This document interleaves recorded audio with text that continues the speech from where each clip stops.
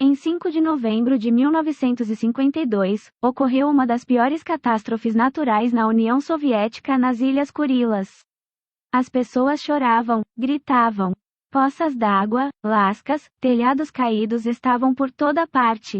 Um gigantesco tsunami, causado por um terremoto no Oceano Pacífico, varreu a cidade de Severokurilsk, aldeias de pescadores próximas e unidades militares adjacentes da face da terra em uma única noite.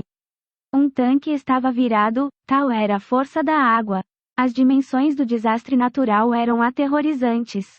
Mas fora de Kamchatka, ninguém sabia disso.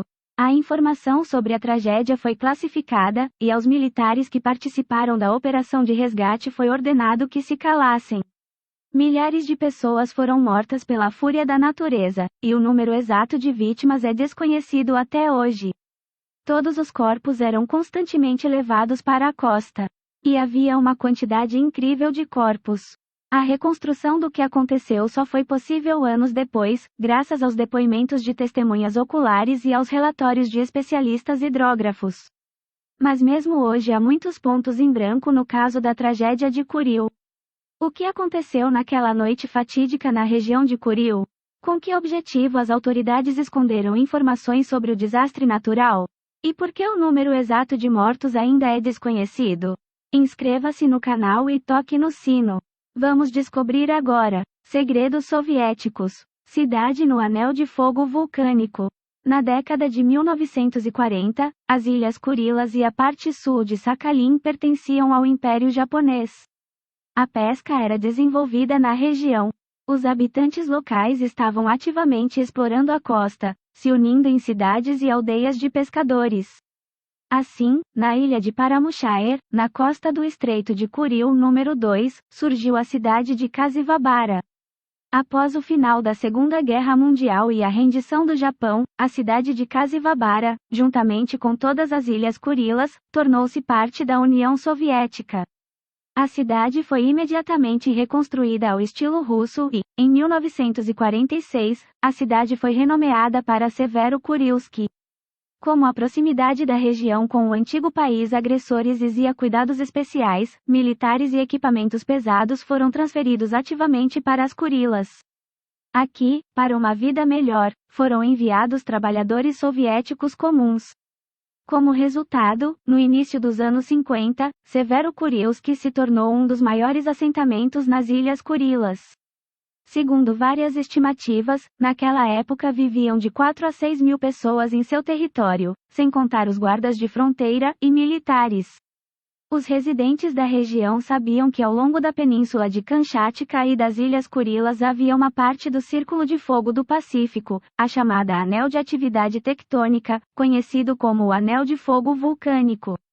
Apenas em Paramushar existem 23 vulcões, e 5 deles são considerados ativos. Severokurilsk e as aldeias vizinhas eram frequentemente sacudidos por terremotos, mas eram fracos e não causavam danos. Até a fatídica manhã de novembro. Ondas que viram tanques. Na manhã cedo de 5 de novembro, os moradores de Severokurilsk e das aldeias vizinhas foram subitamente acordados por tremores subterrâneos de grande intensidade, de 10 a 11 graus. As casas rangiam, as paredes balançavam, os vidros tilintavam, os móveis e a louça caíam. Pessoas assustadas e seminus corriam para fora para descobrir o que tinha acontecido e esperar a ameaça passar. O terremoto causou sérios danos, mas quando os tremores diminuíram após 15 minutos, alguns moradores começaram a voltar para casa.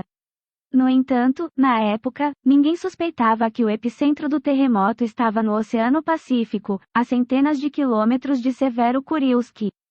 A uma profundidade de cerca de 30 quilômetros, os tremores formaram uma onda gigante, que se dirigiu rapidamente para as costas de Kamchatka e das Ilhas Kurilas.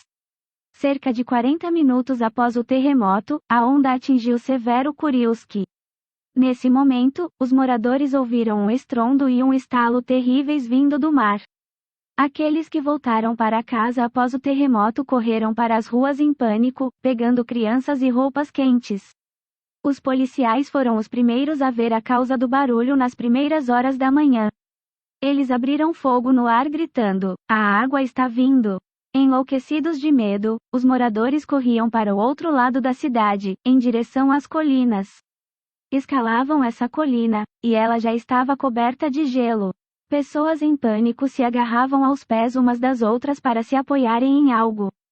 Escalavam. A primeira onda, com uma altura de aproximadamente 8 a 10 metros, inundou as baixadas e destruiu edifícios da cidade nas primeiras linhas de construção e depois recuou. As pessoas começaram a descer das colinas para suas casas, esperando que o perigo tivesse passado. Eles tentavam recuperar as coisas que sobraram e encontrar parente, e amigos que poderiam estar sob os escombros. Mas eles estavam errados. Aproximadamente 20 minutos depois, veio a segunda onda, mais mortal e destrutiva. Ela derrubava casas e caminhões, arrastava pelas ruas da cidade barcos de pesca e navios militares. Derrubava cofres de 1 tonelada, máquinas industriais, tratores e até tanques. Em questão de minutos, a cidade foi literalmente varrida para o oceano. Aqueles que desceram das colinas após as primeiras ondas não tinham chance alguma de sobreviver. Eles afundavam sob os destroços ou congelavam até a morte na água gelada.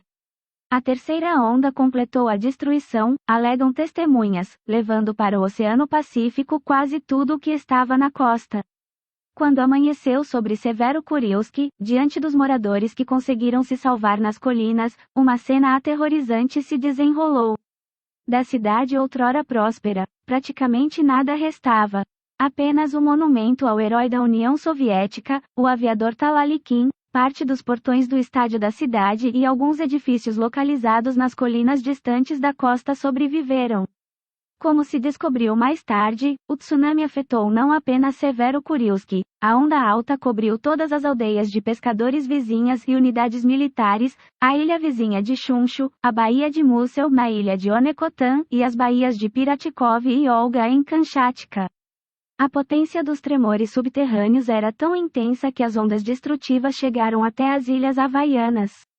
O atol de Midway foi coberto por cerca de 1 metro de água, enquanto na Baía de Hilo, a onda atingia cerca de 4 metros e destruía uma ponte que conectava uma pequena ilha de coco à costa.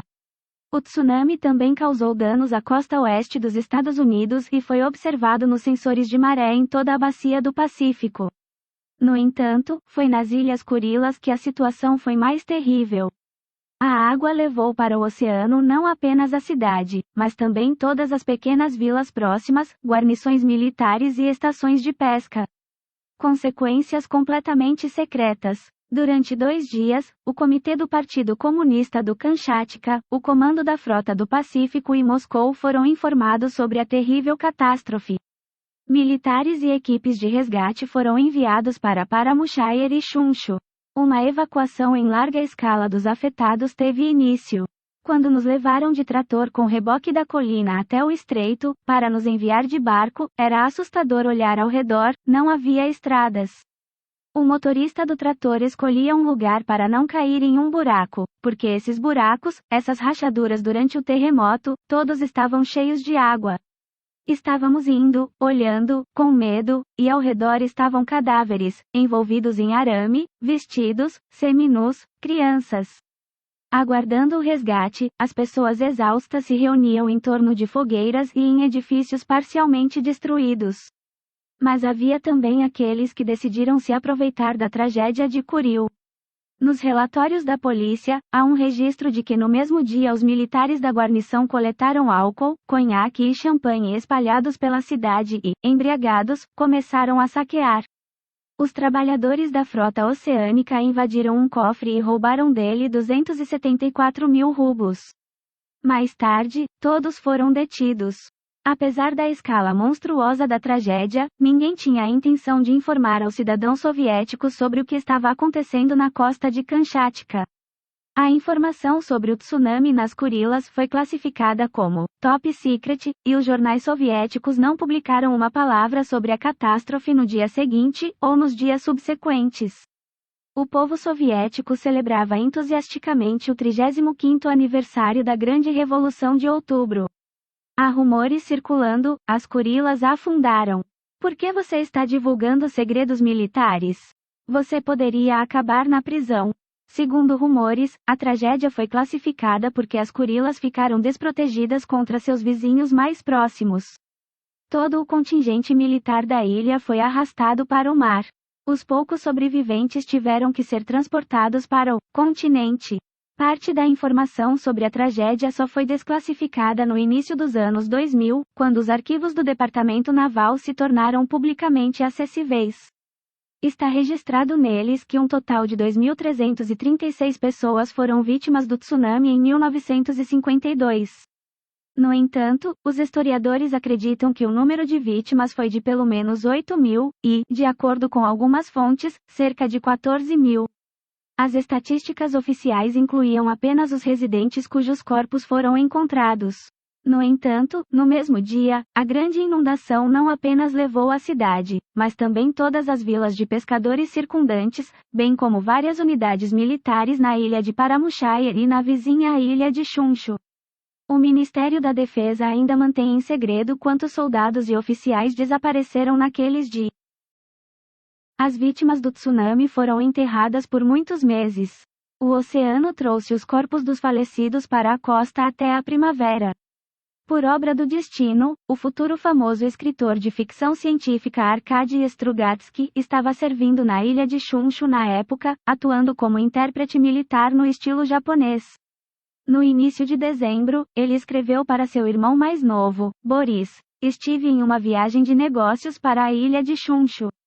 Ainda não consigo escrever sobre o que vi, fiz e passei por lá." Após o tsunami, a cidade de Severo-Kurilsk foi reconstruída, mas um novo local foi escolhido, mais perto das colinas, a 20 metros acima do nível do mar. A nova residência também não pode ser considerada totalmente segura. A cidade agora está no caminho de fluxos de lama do vulcão Ebeco, um dos mais ativos nas Kurilas. Mesmo agora, ele permanece inquieto. No ano passado, alunos da escola local testemunharam sua última erupção.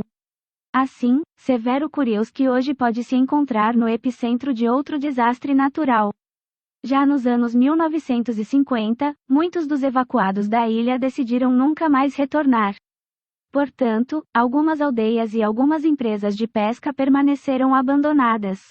Hoje, apenas cerca de 3.000 pessoas vivem em Severo-Kurilsk.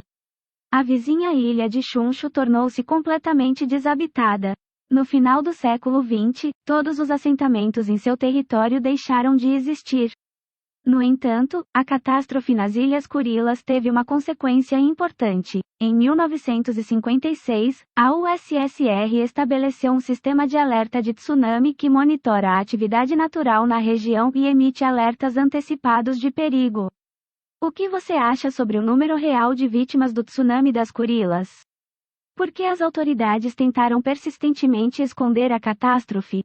Foi apenas uma questão militar ou da imagem do país? E é possível esconder tal desastre natural nos dias de hoje? Compartilhe sua opinião nos comentários, inscreva-se no canal e fique ligado para mais conteúdo interessante.